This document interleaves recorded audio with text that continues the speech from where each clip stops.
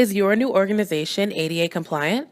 Welcome to our training for new business owners on how to make sure your organization is compliant with ADA rules and regulations. Feel free to take notes. A hard copy of the facts will be distributed at the conclusion of the training. Key members of your organization need to be kept abreast on these topics as well, so please disseminate the information accordingly. During this training, there are three main objectives. First, we will learn what the ADA is and how it applies to your organization. Then we will learn how disabled patrons can be accommodated in your establishment and explore various scenarios you are likely to encounter. And lastly, we will conclude the training by providing you with resources to make sure your organization and your facility are compliant with ADA regulations. So let's jump right in, shall we? So, what is the ADA and why should your new organization be compliant? Well, the ADA, or the Americans with Disabilities Act, was signed into law in 1990 by George H.W. Bush. The Americans with Disabilities Act prohibits discrimination against people with physical, mental, and psychological disabilities. It protects disabled persons from being refused the ability to perform everyday tasks. The compliance regulations are divided into two categories: the 1991 standards and the 2010 standards. The 1991 standards are applied to new construction and alterations up until March 14th of 2012, and the 2010 standards have been in effect since March 15th, 2012. Many of the 2010 compliance regulations are exceptions to and slight alterations to the 1991 regulations, while some have been added. How important is ADA compliancy to your business? On a scale from 1 to 10, probably somewhere around a 9.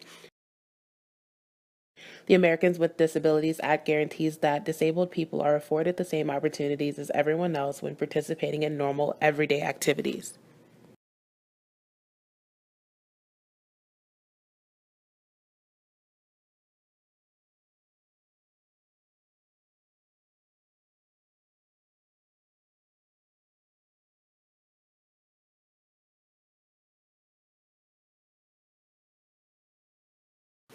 ADA guidelines apply to any business providing a good or service to the public, government organizations, and employers, and any entity under the category of a public accommodation. That basically means that any entity providing goods for public consumption are subject to the regulations.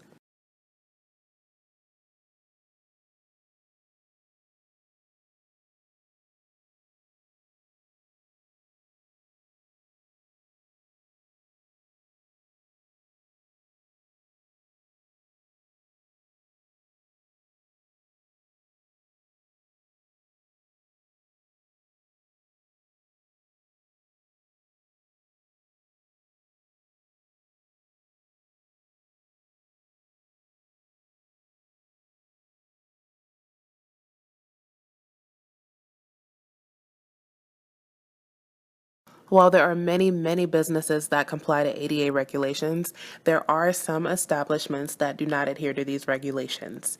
They include exercise machines and equipment, sauna and steam rooms, and residential facilities. For the second part of this training, we will explore various scenarios that, as a small business owner, you'll likely face. So meet Godfrey.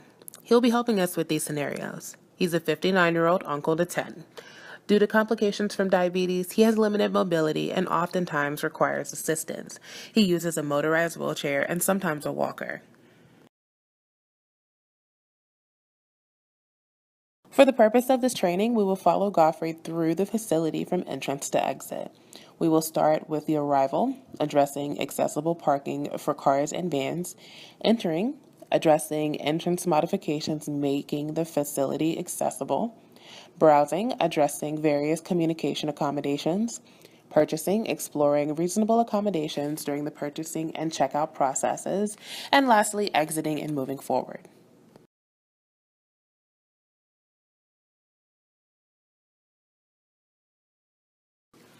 Godfrey used his walker today. There are no spaces by the door, around the corner, and the nearest space is about 120 yards past the shopping carts. What are we going to do? One of every 6 spaces needs to be designated as accessible spaces for disabled patrons arriving by car. One of every 25 spaces needs to be designated as accessible for disabled patrons arriving by van. It snowed last week. Piles of snow in the parking lot are still blocking the access aisle between the accessible spaces, and Godfrey cannot open the back door of his truck to retrieve his walker. Remove hazardous materials from the surrounding areas outside of the facility in a reasonable period of time. Clean any liquid spills posing a risk to patients with disabilities.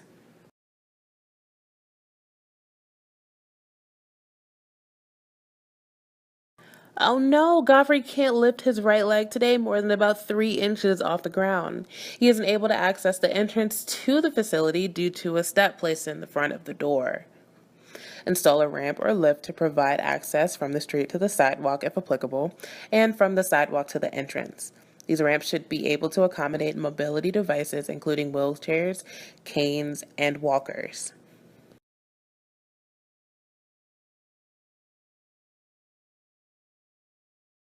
It's grocery day. Godfrey uses his motorized wheelchair on grocery day, and there's an item he's attempting to reach with absolutely no luck. Although shelves do not necessarily need to be lowered to accommodate the disabled patrons, assistance from facility employees is required. Alternatives to products and services out of reach need to also be altered and accommodated for disabled persons. Godfrey sometimes uses his service dog Butch for assistance. He helps Godfrey to navigate tricky spaces such as crowded waiting rooms or narrow aisles, but the large sign out front specifies no pets allowed. Service animals who assist disabled persons in performing ordinary tasks, walking, crossing the street, pulling a wheelchair, etc., are allowed in public facilities. Businesses are only allowed to ask if the service animal is required for the disability and what services the animal is trained to perform.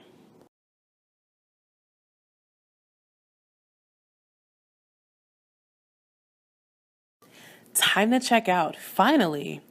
Again, Godfrey is utilizing a motorized scooter today.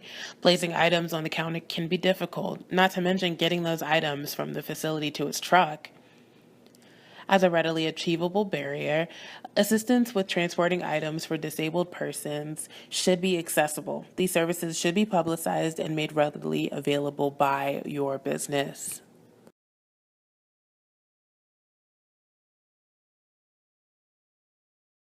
I've provided a list of resources for you to make sure that your business is ADA compliant. But please consult with a disability attorney in your area to make sure that you are following the specific rules for your state and or locality. Moving forward, we should be hyper aware of various accessibility factors and accommodating disabled patrons. So, what have we learned today?